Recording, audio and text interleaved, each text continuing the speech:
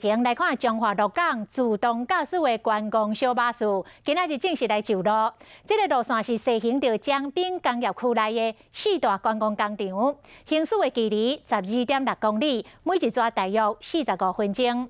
经济部的处长林全玲讲，这是全世界自动驾驶的公共运输上长的距离，会当讲是世界第一。早起嘛开放予民众免费来坐，大家拢感觉新奇趣味。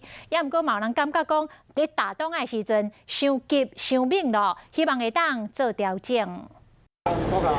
第一摆坐到中华鹿港的自动驾驶观光小巴士，看表情就知影，真欢喜。很好不会怕，很稳呐。车身是银色的，搭配流线的外形，这台观光小巴士是电动充电的，环保又阁有科技感。车内底空间真宽，会当坐7个人，拄着红灯，伊也阁会家己打灯啊。就是它停顿的瞬间比较冲击比较大一点，这样调整看有没有办法再好一点，至少不是突然间就停了，就是可以慢慢停下来。若是落大雨，观光巴士就会伫路边停落来，因为大雨可能会雨感应无好，为着安全，就要加油接送车，甲乘客接走。